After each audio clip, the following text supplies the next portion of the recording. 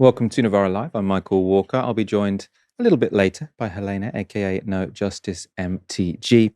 Lots to talk about tonight. The IMF and Bank of England have joined the chorus of institutions warning that we could be in an AI bubble, which could be about to pop. We'll also discuss whether Nigel Farage is a fascist or a socialist. Prominent figures have made both claims in the last week, and both, I think, imply or have different analyses of modern Britain. So we'll discuss that. As ever, if you'd like to support our work, you can sign up at novaramedia.com/support. Donald Trump wants you to pay more for drugs. Starting today, the United States will no longer subsidize the health care of foreign countries, which is what we were doing. We're subsidizing others' health care. Countries where they paid a small fraction of what for the same drug that what we pay many, many times more for. And we'll no longer tolerate profiteering and price gouging from Big Pharma. But again, it was really the countries that forced Big Pharma to do things that, frankly, I'm not sure they really felt comfortable doing. So that was Donald Trump speaking in May this year.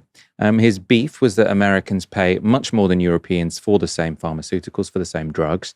On that front, he is correct. Americans pay 125% more for the same drugs than Germany, 155% more for drugs than in the UK, and 158% more for the same drugs than in France. That data actually from 2018, but the newer data is exactly the same. They just made a nice graphic that I wanted to use. The reason for that is fairly simple. In Europe, we have socialized or heavily regulated healthcare systems, depending on the country you pick, which means we can negotiate prices with pharmaceutical companies. Of course, in the United States, it's more of a free market, so they're unable to do that. They also have a very powerful pharmaceutical lobby, which makes it hard for government to get on top of that issue. However, instead of simply learning from the Europeans, Canadians or Koreans, as you saw in that chart, and negotiating prices down, Donald Trump instead wants us all to pay more. So Trump has demanded that the NHS hike prices. He threatened to introduce 100% tariffs on British pharmaceutical exports if our government didn't play ball. And he now appears to have got his way, at least partly. And Politico reports today that Britain is preparing to hike drug spending to appease Donald Trump. And the report is based on briefings from UK officials. And it says this: the core element of the plan includes raising the National Institute for Health and Care Excellence, or NICE, threshold by 25%. The NICE threshold measures whether a treatment offers good value for money. Under the current rules, if a drug costs the NHS between £20,000 and £30,000 for every extra year of good quality life it delivers to a patient, it is considered good value. Increasing the threshold would make it easier for pricier drugs to reach patients, but would mean the NHS will pay more overall for medicines. So this looks pretty significant. So some context. NICE is basically the reason we get cheap medicine. So they say that they will only purchase drugs if they represent good value for money. They define that as the cost of the drug compared to the benefit it will provide to the average patient. What that means, controversially, is that sometimes NHS users will miss out on the best or newest drugs because they're judged as too expensive by the NHS. Much more often, though, it just means that drug companies will reduce their prices to be just below the limit set by NICE so that they can sell to the UK. It's better to sell to the NHS for a slightly lower price than would have been garnered on the free market than to not sell it to us at all because we're a big market. Of course, it's better to sell something at a lower price so long as it's still profitable.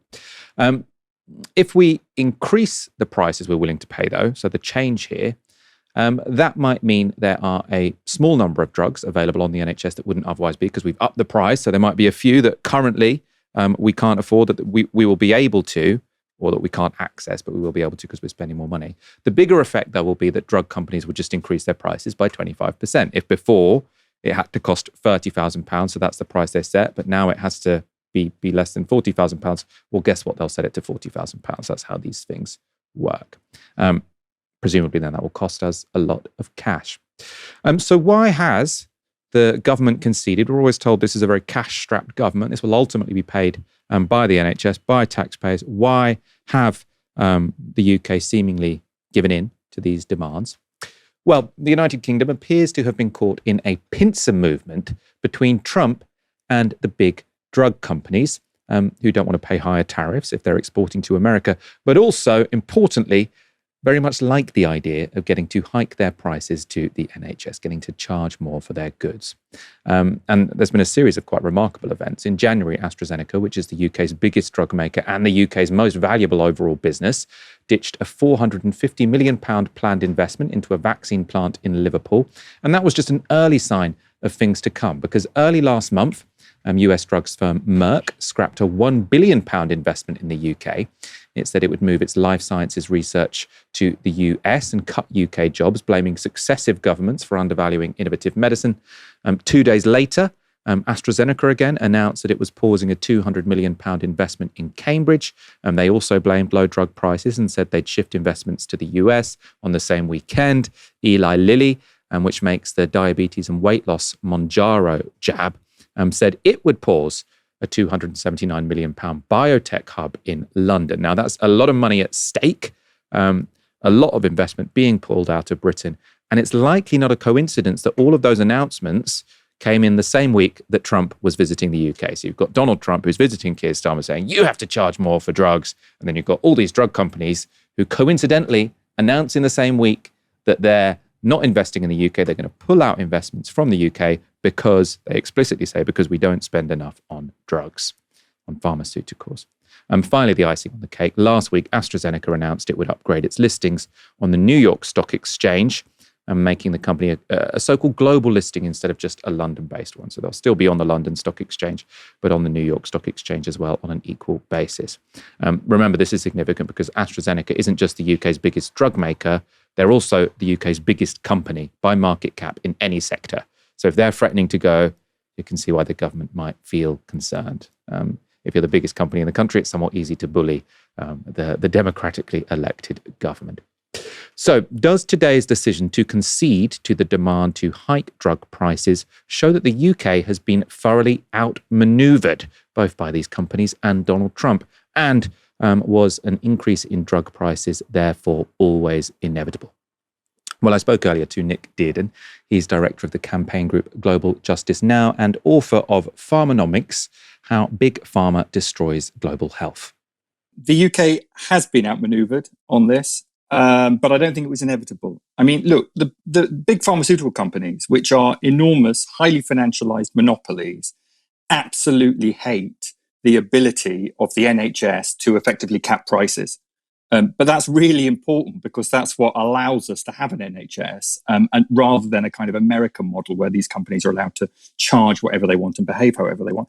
And they have been going on about this for years and years and years, trying to get the US government to sanction us. And they finally got a president in the shape of Donald Trump who is prepared to do their bidding and threaten tariffs when they say the UK government is not paying them enough money. And so they have gone to intensify the situation. They've been on capital strike, as you've said, for weeks and weeks now, pulling investment in order to put pressure on Starmer's government to give in and give them what they want on pricing. And it looks like, sadly, the UK has conceded that. But no, I don't think it was inevitable. But it would need a very different way of making medicines. Now, that way was laid out to some degree in Labour's 2019 manifesto, right? You need more public research and development. You need some public manufacturing as a backstop, and you need a different form of intellectual property. You need to accept that these corporations are not providing the medicines that we're going to need for the next generation at a price we can afford, and we need to do things differently. And unfortunately, the government, it looks like, has decided that's not the direction it wants to go in. Instead, it is going to continue. And you know, the incredible thing about this is the proposal they've got on the table, from what we understand it, they have been to the United States in the last few days and said, my liege, is this acceptable? You know, they have asked Trump, is this an acceptable change, a massive change to what we're going to pay for our drugs? And they're waiting to hear.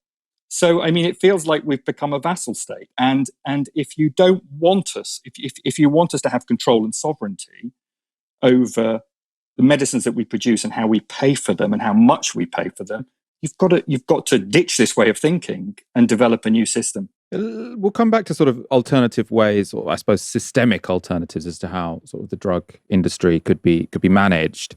I suppose I just want to throw at you a couple of things I've read today about why it might not be unreasonable for the NHS to pay slightly more. So the Times said spending on pharmaceuticals has fallen to 9% of the health budget compared to 12% a decade ago. So actually the amount we've been spending on NHS drugs is not just lower than the United States, it's lower than it used to be. I think sort of the argument here is that the UK are going to raise the price that we will spend for a drug which increases 1 year of life quality. But that hasn't changed for over a decade now. So in terms of inflation, it would have gone up anyway. So is there a sense in which we have been trying to get drugs on the cheap, not just compared to America, but compared to what we used to do in the recent past? So I would argue that about 5 years ago, the government took a very sensible decision, which is whenever it is possible to get a generic drug more cheaply, we will take that option. And we actually increased our drug purchasing from India quite substantially, and it saved the NHS millions of pounds. Now, of course, the pharmaceutical sector doesn't like that. They prefer you bought their branded products. But once it's gone off patent, it is possible for us to do that. And I think that was sensible and saved us money. What the price we pay doesn't take into account is the amount that we put into research and development of these drugs in the first place. Right? So people have this idea in their heads that, well, the pharmaceutical industry does all of this wonderful, innovative work that's kind of for free for us, and then we pay at the end in terms of the final medicine. But that's not really how it works. The most risky bits of research and development are done with state backing, either by state institutions or by small biotech companies. We sell the final product, or we sell companies that have produced the final product to big pharma that then financializes and monopolizes those products. I think that's a stupid way of making medicines, because it hands them the power, not just to control the price we pay, but life-saving technology and know-how, right? Which would be much better in the public sector. With a really different form of licensing, much better for the global south as well as for ourselves. Now, where I would agree with you, that is going to mean more money in research and development, in those early stages of research and development. So should we be spending more as a whole than we are now on the production and purchase of drugs? Very possibly, yes. But if we're going to do that, let's do it as part of a model where at the end of the day, we then control the know-how. Because at the moment, we're paying twice. We're paying for the invention of these things. We're then paying whatever the pharmaceutical company that ends up getting its hands on them decides it's going to charge us. Could you talk, I suppose, because I know you've written a book called Pharmanomics, sort of about the health industry. Could you talk us through, I suppose, the life cycle of a drug? So I suppose people might look at these big pharma companies and saying, yes, they're making too many profits, but there's clearly something that's working here. We got mRNA drugs, for example, clearly a revolutionary technology that meant that we could get out of the COVID pandemic sooner than we otherwise would have done. So I suppose to someone who's looking at this and saying, actually, it does seem fairly innovative. Maybe we should give them some credit where it's due. How would you respond? I think the pharmaceutical industry is the most obvious example of kind of giving the lie to the idea that the private sector is really innovative and entrepreneurial, and the state sector is kind of a sclerotic, bureaucratic beast that can't do anything. Because actually, it is the most innovative stuff that is funded with taxpayer money, often by the private sector, but could be public sector as well, and particularly in the United States, interestingly. When COVID hit, it was really interesting that almost no pharmaceutical companies were looking at coronaviruses. In fact, they weren't looking at any of the drugs that were likely to cause an epidemic or a pandemic. Jim O'Neill, the former Goldman Sachs chief, who coined the term BRICS and went on to be a Lord and have the Conservative whip in the House of Lords. He was sent to look at all of this by David Cameron. They were really worried that antibiotics were becoming ineffective. What are the pharmaceutical industry doing about this? Turns out nothing at all. He put tons of incentives into place. They still did nothing at all. And he's got a wonderful quote in the Financial Times where he basically says, look, I think you should just be nationalized because you're not doing the job that you're supposed to be doing here. So the process is very innovative stuff happens, often at public expense, particularly the American taxpayers' expense. That's absolutely true. American taxpayers pour money into drug research and development that gives us these innovative drugs. They're then taken to the next stage, often by small biotech companies. They are then bought up. Those biotech companies are bought up. They're bought up on the basis that once Pfizer, or AstraZeneca, or whoever it may be, has their hands on that intellectual property, they can milk it for the next 20 years by charging anything that they possibly can for that. So they're not in financial terms, they're doing the innovative work, right? But in terms of the science behind the drugs, they're not doing the innovative work. In fact, their research and development budgets over 30 years have been slashed. So I really think we need a different model, a different way of doing this. And it seems extraordinary, doesn't it, that we've got a socialized healthcare system just about in this country, beloved of the general public. But the way that healthcare system purchases its medicines is on exactly the opposite principles. Right. So on the most capitalist, financialized principles you can possibly imagine. I don't see why we can't change that situation so that essentially, and we're supposed to be in the knowledge economy nowadays, after all, right? Why are we taking public knowledge that could be used, could be a valuable public asset, and simply handing it over to some of these huge corporations who are very, very good at making massive returns for their investors, but not very good actually at producing the medicines we need, particularly at a cost that's most effective. So I suppose you've given your vision of what you would like the pharmaceutical industry to be like. You think there should be a bigger role for the state, that when the state invests in technologies, it should, I suppose, keep some equity or maybe sort of do the whole process in-house in a publicly owned company. In terms of the short-term challenge any government would face, let's pretend our government is more radical than it is, potentially. Let's imagine we're the Labour government that won in 2019, if that were to have happened in an alternative history. And they want to move to the kind of system you're talking about, but they've got someone like Donald Trump who's haranguing them to pay more for drugs. They've got all of these private corporations who at the moment we do need to buy drugs off, who are mounting a capital strike. What do you do in the short term? Because all the things you're talking about sound like they might take quite a while. I mean, they are going to take a while, but then again, everything that's been put on hold as a result of the capital strike is also going to take as long. So, this is about investment in the future, not the drugs that we're buying now. And you've got to start somewhere. I mean, in the middle of the pandemic, we were building a vaccine innovation research and production centre. Boris Johnson was very proud of it. As soon as the pandemic was over, it unfortunately wasn't online in time to deal with that pandemic. We privatized it. We sold it to another company. They didn't do anything for a couple of years. And now it's in the hands of Moderna. So again, we've handed over a bit of publicly created infrastructure that we could now be using to research, development, and produce vaccines to the private sector. It's one example of how the medicine model works. And at some point, you've got to start building a different sort of sector. And I'm not saying we can do this on our own. We should be completely self-sufficient in medicines. But there are many countries and politicians from those countries from across the political spectrum who are looking at exactly the same problem. So across Europe, there are countries that want to do things differently. South Africa has started to research vaccine technology outside intellectual property laws. Brazil has a thriving industry, publicly supported and publicly owned companies who provide its health service with the drugs they need. It is possible to do this in a different way. You've got to start somewhere. Let's start now. Just, I suppose, to add on to that, you've sort of talked about these other examples. Do we have any examples of a sort of high-tech drug that everyone knows that was sort of developed by a government somewhere? I mean, mRNA was developed with government money. It was developed by a biotech. Moderna wasn't big pharma at the time. It was a biotech, small biotech company, but it was entirely invented with public money. And what you find is most of the drugs, there's an incredible drug that deals with Crohn's disease.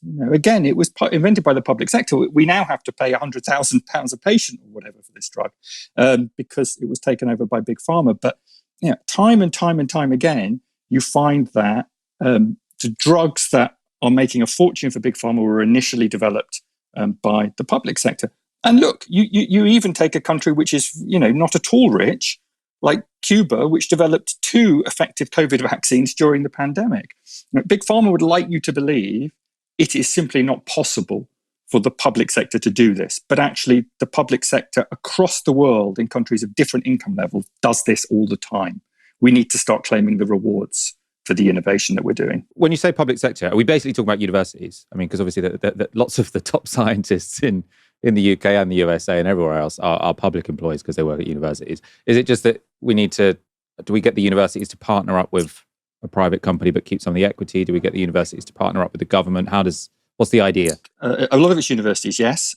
Although there are also public institutions that do this research themselves, particularly in the United States, for example, the NIH, which is just incredible and behind almost every drug ever. And one of Roosevelt's great initiatives in the United States has given us all the medicines thanks to the US taxpayer for years and years now. But also it is public money going into very small companies that are often completely dependent upon that money. So biotechs and so on. And look, I am not saying the public sector should do every single bit of medical research, development and production. But I'm saying we need to keep control of the knowledge behind the medicines that we're developing. And I'm saying there needs to be a public backstop, because otherwise Big Pharma will create and has created bottlenecks that make it extremely difficult, actually, to do stuff in the public interest, because at the end of the day, they can hold us to ransom. The IMF and the Bank of England have joined the chorus of institutions warning we're in an AI bubble that could be set to burst. The managing director of the IMF today said AI valuations were getting close to the level of internet companies just before the dot-com crash. And a new report from the Bank of England Financial Committee said this: equity market valuations appear stretched, particularly for technology companies focused on artificial intelligence. This, when combined with increasing concentration within market indices, leaves equity markets particularly exposed should expectations around the impact of AI become less optimistic. They're not known, these Bank of England reports, for sort of a thrilling style of writing, and translated into language you or I might understand, that basically means tech companies might be overvalued, and that given tech companies make up such a big proportion of the value of the stock market at the moment, we could be due a stock market crash. To discuss how much this should concern us, I caught up with economist and host of the Macrodose podcast, James Meadway. Yes, we should. We should always have been concerned about this. I mean, look, this is technology that doesn't do a really crucial thing for capitalism, at least, which is turn a profit. You know, a report from the Massachusetts Institute of Technology about a month ago saying that 95% of firms as installed AI were failing to see much return in productivity out of this. The sort of macroeconomic impact people have been warning for a while is not matching up to the hype. The fact that the industry itself, you've got someone like Sam Altman desperately talking up every new release of ChatGPT. People may have seen ChatGPT 5 out actually about a month ago.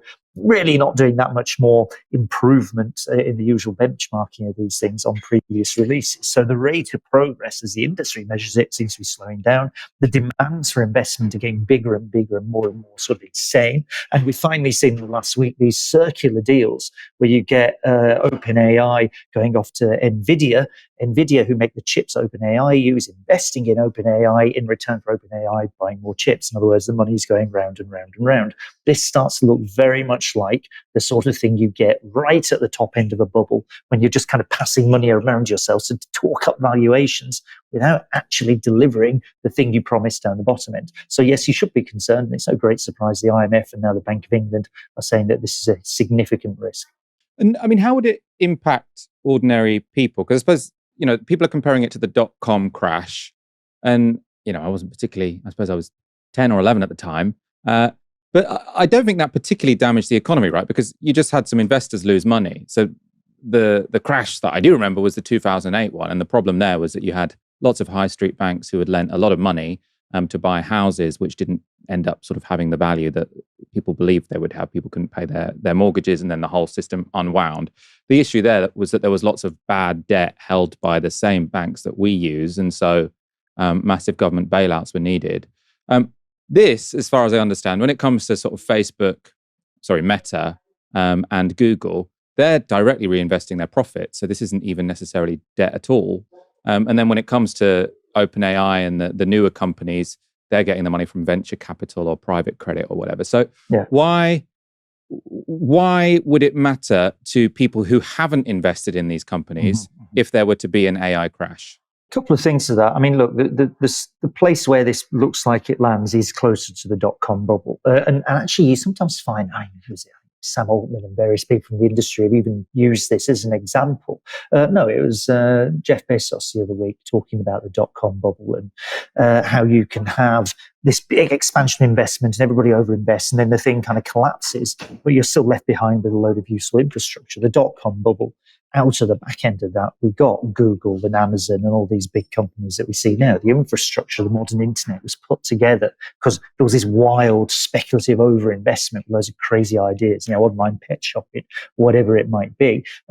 And it wiped out a load of stuff that doesn't work and left behind a load of things that does work, right? That's the theory of why bubbles are good in capitalism. If you get something like that, you can sort of go, okay, it's not too serious. I mean, there's a bit of a recession in the US. The Federal Reserve moves very quickly to cut interest rates at the time, and you sort of power on through. September 11th happens just afterwards, and the US economy kind of, after a wobble, keeps on growing and the world economy with it. 2008, exactly as you say, because it's right in the banks at the center of the system, there's really massive financial institutions that are tied into everything. It's a really serious crash. So it doesn't look so much like 2008. It's more like 2001 to the extent that you have AI companies that are not in the same way systemically important. And as you point out, a load of them, the really big ones, the ones that are well established, are just incredibly large reserves of their own cash and are going to be protected from this sort of thing. The bit where it matters is that it arrives with absolutely everything else going a bit crazy. I mean, stocks are up, shares are up across the world, US, UK, everywhere. There's lots and lots of things happening that look like a bubble. An everything bubble, people sometimes call it. Absolutely everything seems to be going a bit mad. And that's where you start to think, okay, a collapse in one part can start to lead to a cascade across other bits of the financial system. And that's where people can start to get hurt, because obviously if the financial valuations collapse, then what growth that we've had out of the back end of what's been taking place over the last year, well, particularly in the US, I mean, that 40% of US GDP growth in the last 12 months is basically due to AI investment. So if that shrinks, the whole economy is getting pushed into recession.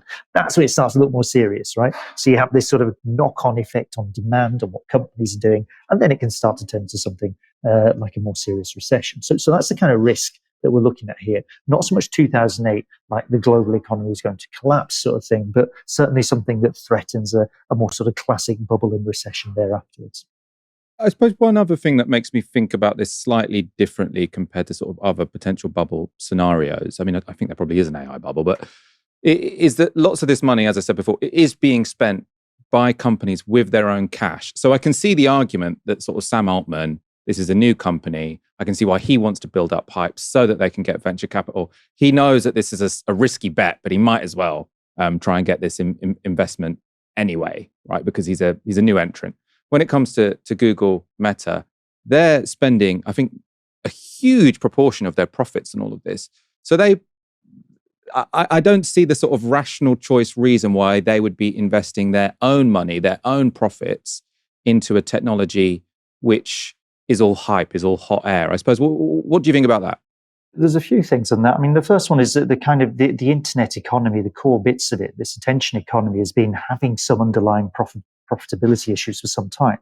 You've probably seen the figures for social media use declining fairly consistently. There's fewer people online.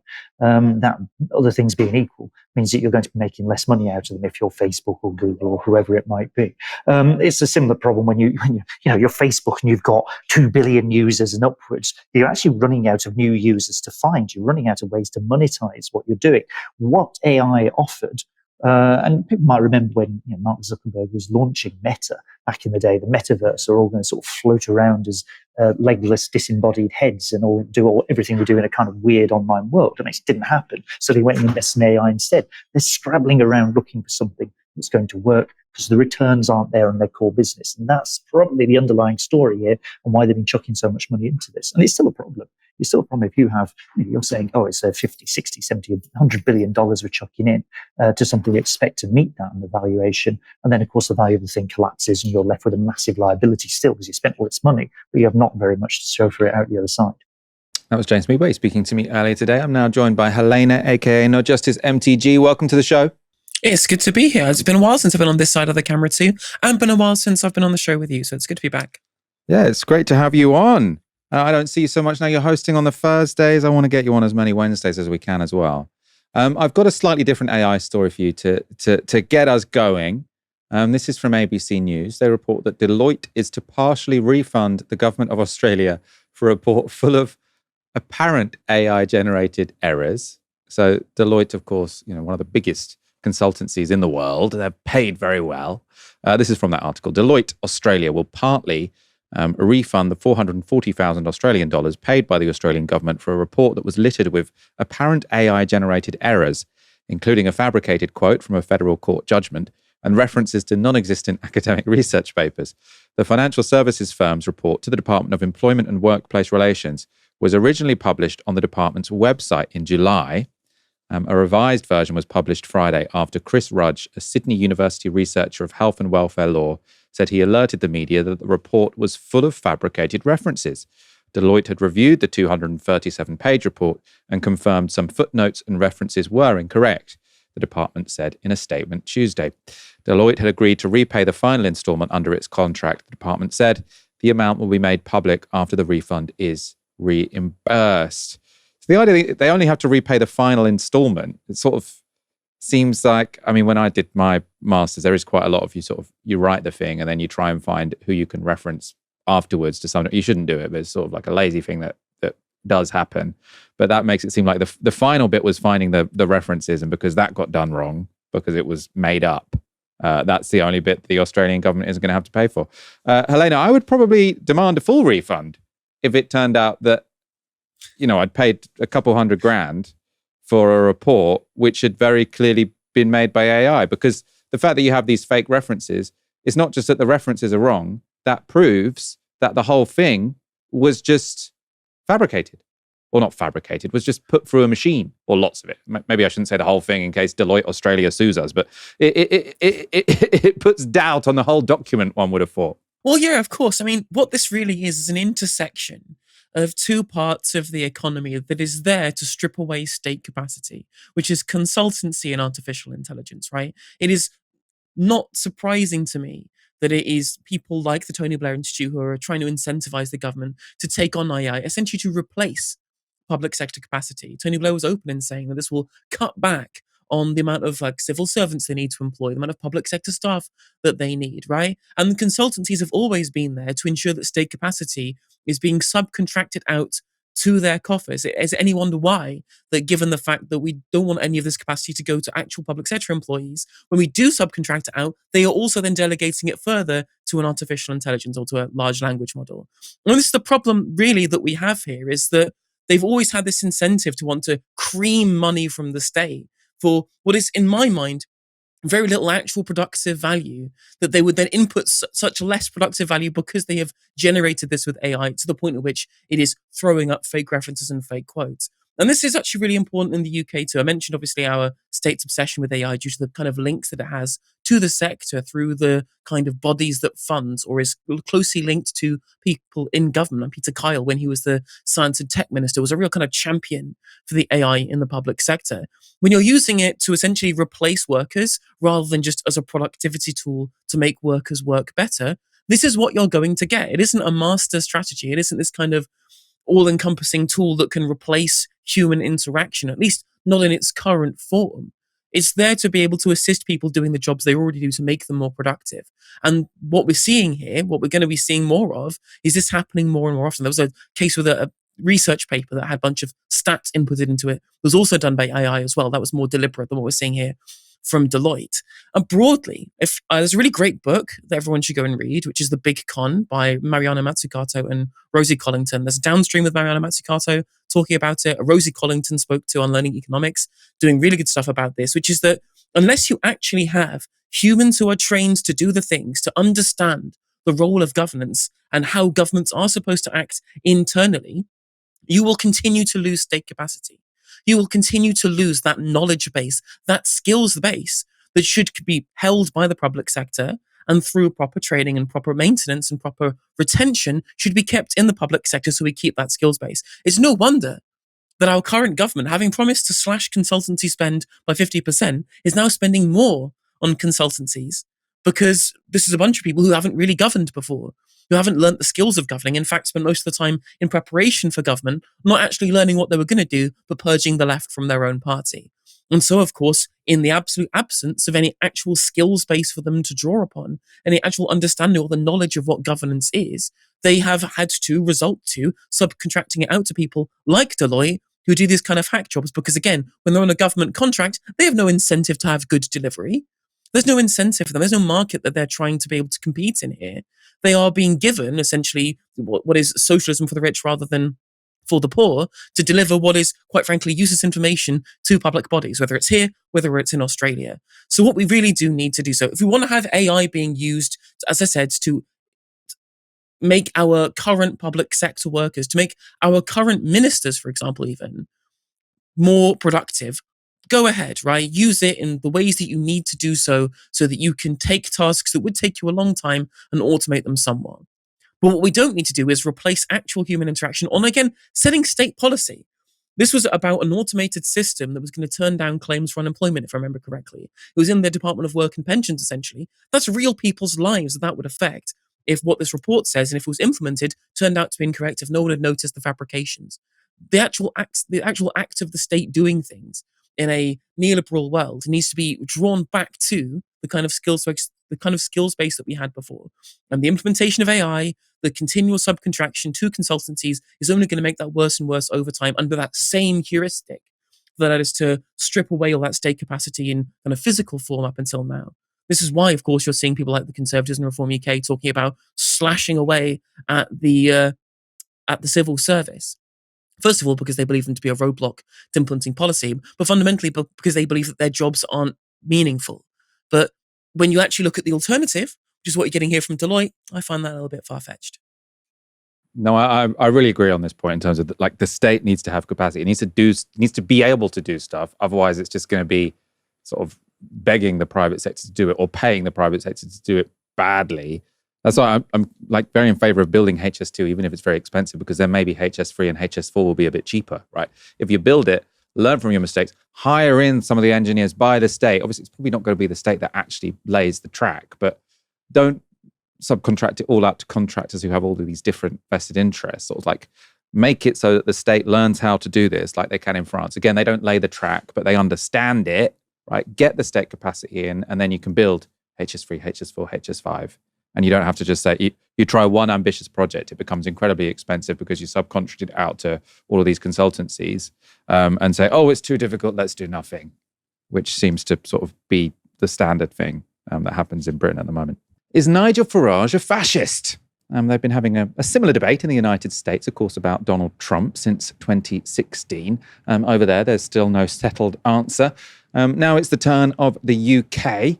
At Tory Party conference on Tuesday, former minister under Margaret Thatcher, Heseltine, Michael Heseltine, described Farage as a fascist at a fringe meeting, and he was then asked to explain himself on the BBC. You described Reform and other parties across Europe today as among the right-wing equivalents of the fascists in the 1930s. Why? Well, because that's what they are. The fascists were anti-Jews, and the protest today is anti-immigrant. But the same arguments, the same sort of human nature is being stirred up. Enoch Powell did the same in the 70s, and in the 60s, and it was a wholly destructive contribution to a civilized society. Reform would say deporting illegal migrants and bringing down legal migration, which he would point to what the Brexit vote was in part about, is certainly not fascist. It's actually listening to the views of the people. That's democracy. Yes, I know they would, wouldn't they? But you see, it's the stuff about saying that they're all rapists and robbers and criminals that is the essence of the appeal of reform. And you've got President Trump doing the same in America. I just noticed they had a stand called Thatcher Theatre in the background at Tory Party conference. I wonder what happens there. That, of course, was 92-year-old Lord Heseltine saying that it's the scapegoating and the incendiary rhetoric of Farage and Trump as well, that makes them fascist. Also on Newsnight, the New Statesman's Ollie Dugmore made a slightly different case for using the term. On this point about, is Nigel Farage a fascist? You could have that conversation for a very, very long time. Famously, trying to define fascism is like trying to nail jelly to a wall. But I would certainly say if you are advancing a policy program that involves the militarized mass expulsion of people of an ethnic minority background, that is certainly a component part of a fascistic agenda. Well, how else are you going to fly, let's say, 100,000 or millions of people out of Britain on a yearly basis? How are you going to round them up? Can the police do that? I don't think they can. Are you going to put them on charter flights? Most airlines won't take them, so you're probably going to use the RAF. Where are you going to hold them? Look at what ICE is doing in America, the sort of blueprint for this mechanism, the way that they are armed to the teeth, assault rifles, etc. They hide their faces. They look like a militia to me. So he's saying, it's not about the rhetoric, it's about the idea that you might have militarized sort of government rounding people up. I suppose a bit like, what we've seen in America with ICE. Again, I'm not sure if Michael Heseltine watched it, but he was actually, before he used that label, it was also applied to Farage by the Greens' Zach Polansky in an interview with Novara Media on Friday. I wouldn't do anything that would make Nigel Farage Prime Minister. That would be an absolute red line, and that includes proportional representation. I think in Nigel Farage, we're dealing with a fascist, and as much as I will do anything, almost anything, to make sure we have an actual democracy in this country, I would say making a fascist a Prime Minister would seem counterproductive. So that was Zach Polansky calling Farage a fascist and explaining that's why he wouldn't work with him to achieve PR, proportional representation, of course. Polansky was challenged on calling Farage a fascist by Lewis Goodall on LBC. You've described Nigel Farage as a fascist. Now, fascism, the last time I checked, involved ultra-authoritarian nationalism, the suppression of dissent, a single-party state, a cult of personality, and the use of violence or paramilitarism to achieve its ends. Which of those criteria would you say Nigel Farage satisfies? I think most of them are on the way if you actually listen to the things that he's saying. Also, what, a single-party state? He's not proposed to abolish British democracy. That's absurd. Well, he's not yet, but also during Brexit, when you think about Take Back Control, some of the themes that were in there all seem to be speaking. You think that Brexit was about the consolidation and the creation of a single-party state? I think Brexit was ultimately about protecting the wealth of multimillionaires and billionaires. Yeah, but that's different. No, you're changing the conversation there, Zach Polansky. I've just asked you about how you think Nigel Farage satisfies the criteria of fascism, one of which involves, a really key one, the creation of a single-party state. What has Nigel Farage said or done which would indicate any legitimacy to the idea that he's in favour of a single-party state? Well, I was about to finish with what I was saying, which is when you have excess power in this country and wealth, which often come together, when that utilizes working class resentment, you don't have to be a historian to know there are many times in the history when that's exactly when fascism begins. Helena, I think you're a Green Party member. Does that mean you'll be loyal enough to agree with Zach Polansky that Nigel Farage is in fact a fascist? I think the problem that we have here is we're trying to ascribe an ideology to somebody who obviously won't accept that label.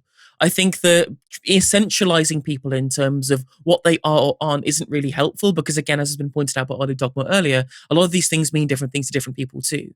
What I would make the argument, though, is does the kind of rhetoric that Reform UK use, is the kind of policy they want to see, would that necessitate moving our country in a more fascistic direction? Absolutely, I would agree that that is the case. I think when they announced their policies for mass deportations, for example, it was 600,000.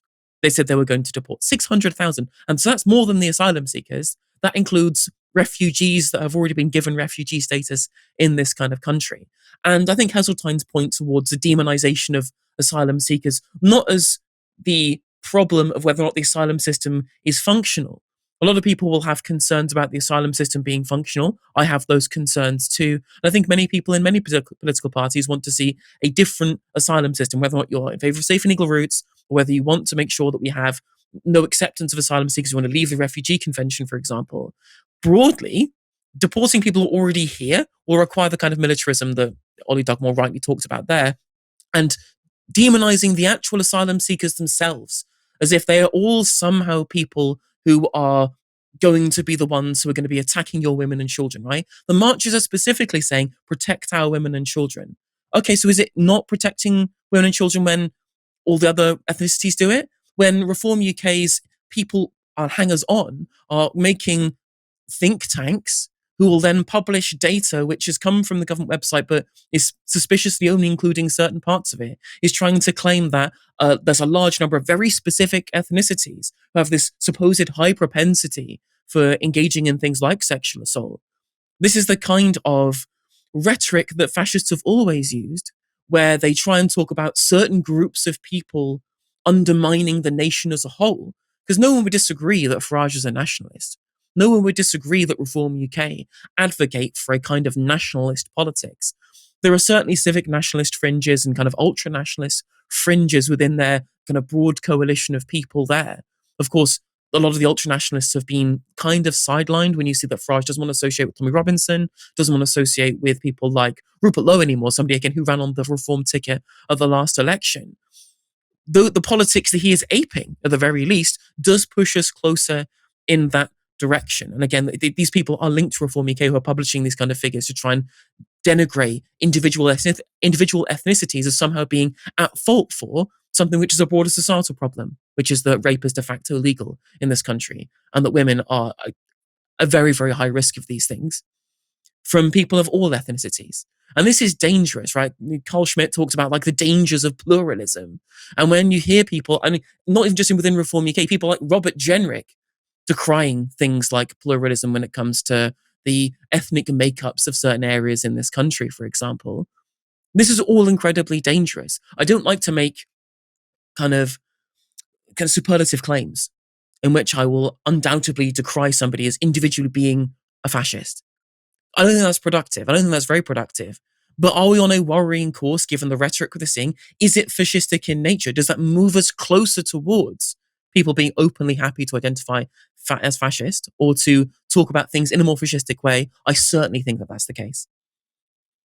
Yeah, I mean, I have a lot of sympathy for that view. I mean, first of all, I think Reform have said the 600,000 people is going to be, obviously it's not just asylum seekers, but anyone who's here illegally. So I don't think they have said that they will deport people with refugee status and sort of strip them of it. Although, I mean, I suppose if they have to reapply for a visa every 5 years, it might be the case that they then become illegal.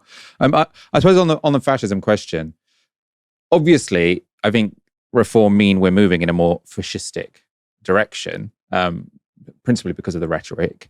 And I agree, because if you are going to try and deport that many people, you are going to need some kind of very aggressive police force that looks a little bit like ICE in the US, which does look a bit fascistic.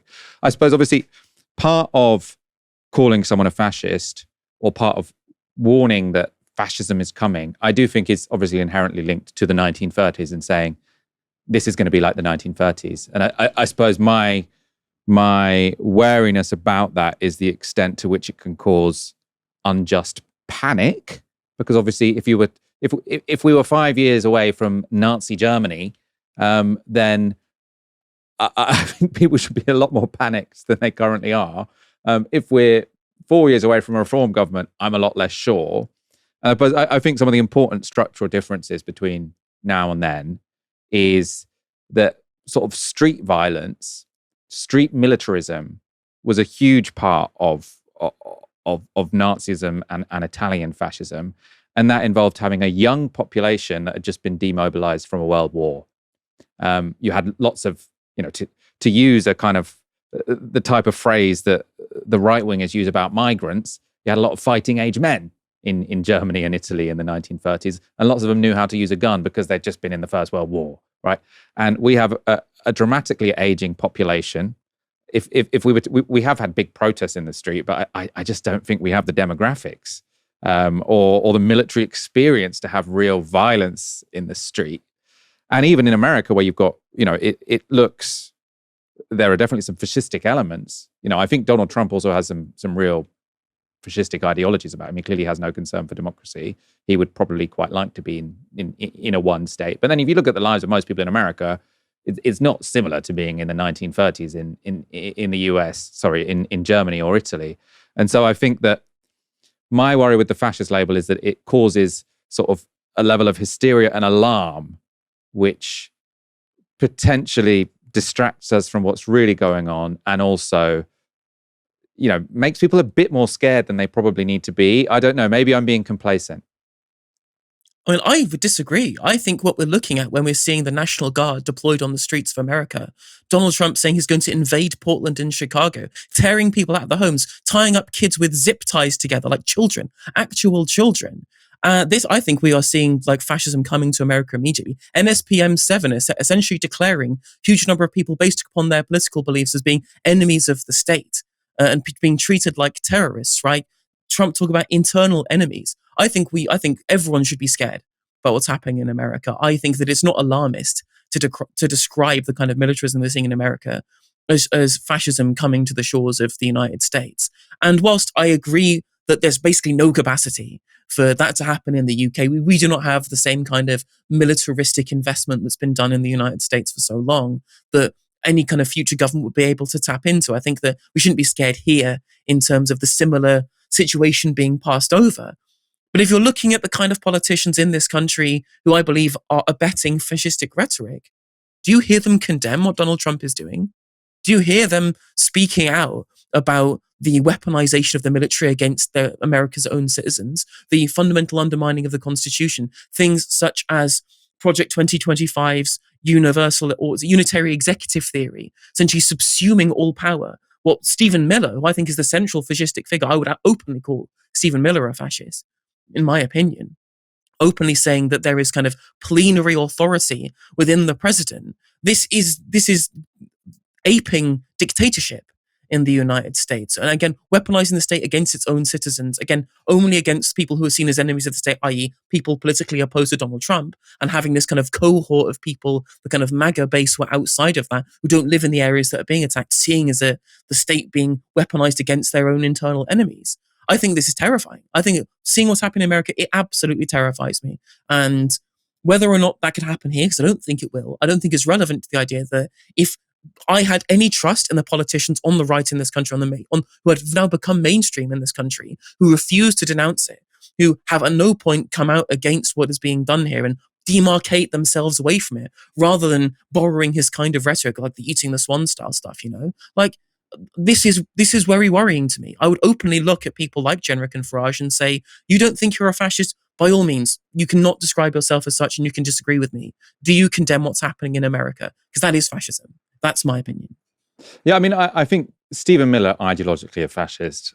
Donald Trump, to the extent that he has an ideology, is fascist. I think he would like to have all the powers that a fascist has, and I think he would exert those powers in many of the ways that a fascist does. I suppose where I'm going at more, I think Nigel Farage probably isn't. I don't think Nigel Farage has done much to suggest that he is a fascist. I think he uses sort of incendiary language in a way that sort of leads to the discrimination of minorities. I think that's very bad. I don't think that anyone who does that becomes a fascist. So I think there's a difference between the ideology of Trump and Farage. I suppose even though the America example, where I was going with that, isn't so much to say that Trump isn't a fascist, but to say that I don't think America is as ripe for fascism as some people, I suppose, seem to believe. And I suppose the reason I say that, Germany, the Weimar Republic, had been in place for 15 years by the time that Hitler came to power and then shut down democracy. Italy, the state had only been around for a few decades. Like Italy didn't exist long before that. Whereas now, sort of the developed liberal democracies, America, the United Kingdom, we have very very long-lasting historic institutions. Whenever Trump has tried to do these things in the United States, there has been a massive pushback.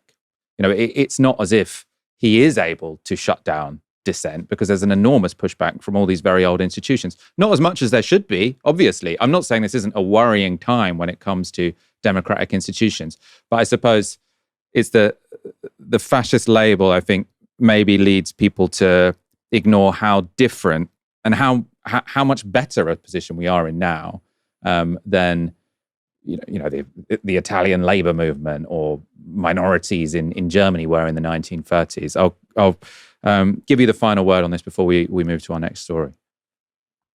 Oh yeah, I do think that you're right. Is the institutions of what Britain has cultivated for centuries, really. At this point, I think we are strong enough that it would be unable for even if there was a potential fascist government that was coming. I don't think we'll be able to do what Trump is doing right now.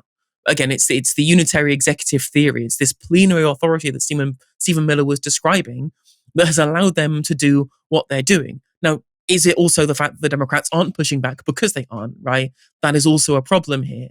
But I've never really looked at American democracy and thought that it was particularly stable in terms of the way the institutions functions. I mean, it's only really been the adherence to a set of kind of agreements between people rather than any kind of framework there and a check or balance that has kept that in place for so long, right? It's only been, for example, Joe Biden saying, I won't override the Senate parliamentarian. Or do you think Donald Trump wouldn't override the Senate parliamentarian? Like all of these institutions that have, again, are particularly quite young in America when you look at countries internationally. Obviously, when you compare it to Europe, not quite as young at all.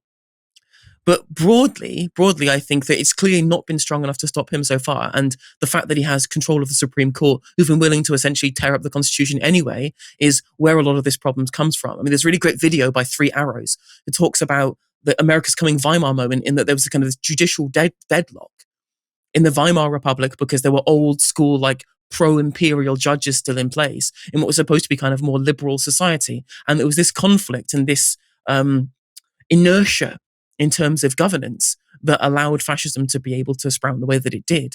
And we've seen that same inertia in terms of what happened at a federal level in terms of governance before Donald Trump came to power. It was already right for him to come in and say, we're just going to sort this out through my plenary authority, which he seems to be doing, even if there is some pushback internally. Like, at the end of the day, he's in control of the biggest military in the world. And citizens of America, they may have the Second Amendment, but unfortunately they're bringing guns to a drone fight. Yeah, no, I mean, there's lots to think about. I mean, I think Orban is probably, obviously, I mean, just it's happening now and the institutions are a bit more similar. Orban is probably a more, for me, apt example. Although, again, Hungary was a very young state when he came into power because obviously the state has been around for a long time, but the liberal democracy has only been there since 1989. While the left and some liberal Tory grandees have called Farage a fascist, others speaking at the Tory party conference characterised him very differently. Reform UK is described as right-wing. I want to suggest to you that this shows how far British politics has swung to the left. I do not believe Nigel Farage is a racist, but I do believe, based on what he has said, that he is a socialist. Have you seen what he's saying? He wants to nationalise the commanding heights of the British economy, remove the two-child limit, indulge in other giveaways of stunning profligacy. These proposals, look at them, are way to the left economically of the Corbyn-McDonald manifesto of 2017. That was the Times opinion writer Matthew Syed, who's just joined the Tories, calling Nigel Farage a socialist. It was part of a wider argument he made about how he thinks British politics has swung to the left. The real hidden story of British politics over the last 20 years has been a dramatic shift to the left, if we can define the left as a larger state. In almost every sphere, we've talked a great deal about rising public debt. We have seen this not just in the UK, and the French Prime Minister, another one has fallen because France can't get on top of its debt problem. Ours is 100% and rising. Taxation is at the highest level since the 1940s, public spending since the 1950s, judicial review has expanded, regulations have ballooned, the tax code at 20,000 pages is the longest in the world.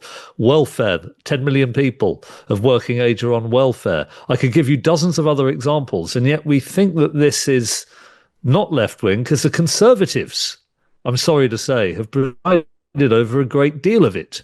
That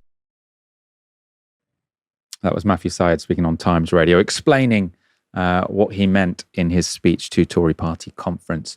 Helena, is he right? Are we living in a more left-wing Britain than we might realise?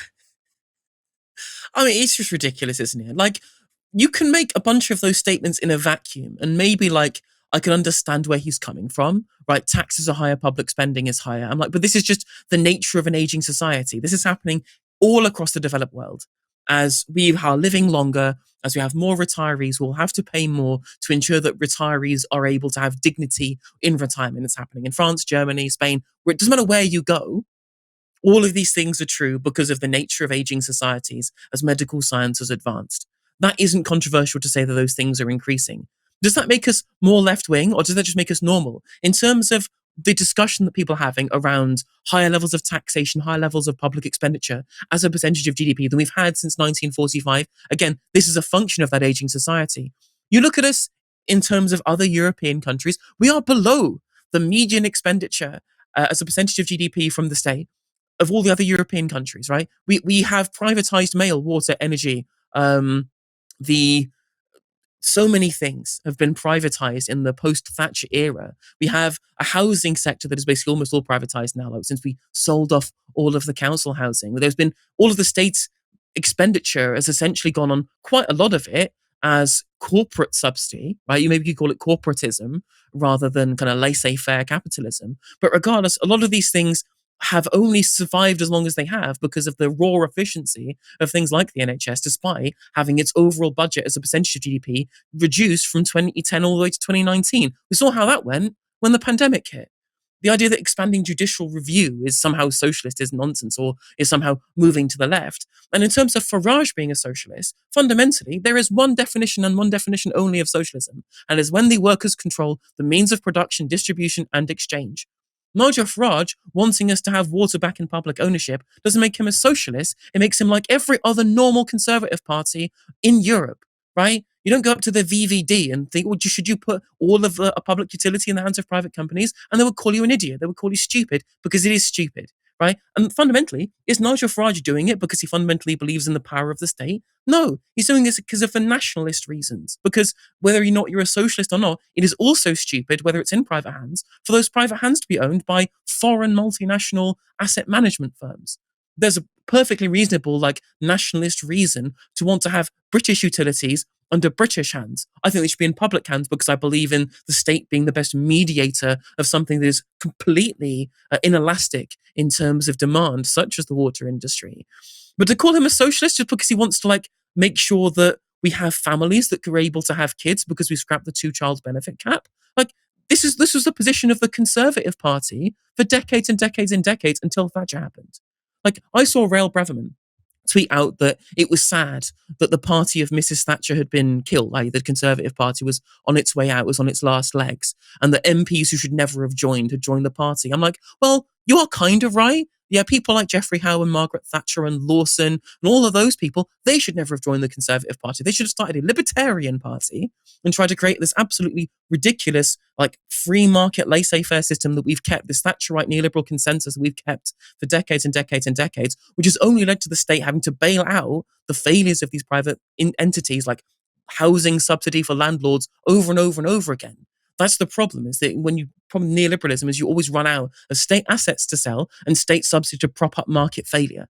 That's always been the problem. The Conservatives of old, who I think Nigel Farage is far closer to, would have balked at the idea that we took welfare away from families who need it to be able to continue the reproduction that keeps our society going. And these are the same Conservatives, the same Conservative Party, who are panicking about low birth rates. That's you. That's you that did that. The instability of housing, the kind of destruction of trade union membership and the wages being stagnant and being completely decoupled from productivity, that was you as well. And the fact that we've had to clean up the mess left by private market failure in the wake of Thatcherism, that's the Conservative Party's fault too. And not the fault of the actual kind of Burkean Conservatives of old, but these neoliberal Thatcherites that we have nowadays. They are the real problem. And just because we want to move as a country slightly to the left of the most kind of harebrained Thatcherite nonsense that we've dealt with and had our country ruined by for 45 years, that does not make Farage a socialist, and it doesn't mean that our country has lurched to the left. Lurched toward normalcy, maybe, but to the left, absolutely not.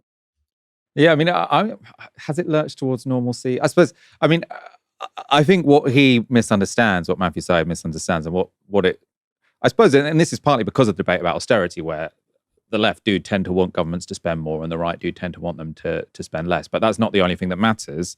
More important, really, is ownership, right? And the issue is we have paid more taxes as a country. The state has paid more money, as you say, Helena, mainly because we've got an aging population. That's just inevitable, whatever kind of political economic system you have. But compared to before Margaret Thatcher, more of that money is going ultimately into private pockets. So instead of the state owning council homes, and that's how we provide housing to people, the state pays housing benefit, which goes into the pockets of private landlords. So that's, I think, how you explain how we have this system whereby state spending is high. It's not historically low. Taxes are high. State spending is high compared to the rest of Europe. I mean, I think it could go higher because I think we could be more like France or Sweden or whatever. But historically, it's not low. But the issue is lots of it is leaking out to sort of private asset holders, which is why you can have high taxes, high spending, and very, very high inequality at the same time, because you have a global super wealthy elite who are getting some of that money that the government is spending, and getting more of our rents in so many different ways, be that in the tech we use or the houses we live in. We've gone vastly over time. Not vastly over time, a little bit over time. Do you want to end this segment before we end the show? Well, I think I would agree with you. I think state spending should go higher. I think we should increase taxes. Obviously, we should increase taxes on the ultra wealthy, buy back some assets that have been stolen through the flash sale of Thatcherism, right? But broadly, I think we should bring our public spending up in line with other countries. Maybe if we had the kind of state expenditure that you see in Denmark, Norway, Sweden, Finland, where they have robust states and robust tax systems where people are incentivized to contribute, there is a social contract in which contribution is valued rather than this race to the bottom where no one wants to pay any tax in this country, then we might actually have a flourishing state that we have lost in the last 45 years. But at the moment, where everyone is resistant to any tax increases, whether they're middle, upper, or the super rich in terms of their class, right, we will continue having this situation where you look at what is historically high taxation, but only because we have been reticent for the kind of tax increases that have been necessary to maintain state capacity. And other countries, again, I feel like the doom loop will continue, and we'll have people like Matthew Syed claiming that we've become socialist just because we're on 38, 39% of GDP in public expenditure or in taxation. Thank you, Helena. Absolute pleasure to have you on this show. Thank you, everyone, for tuning in. We'll be back tomorrow at 6 p.m. For now, you've been watching Novara Media. Good night.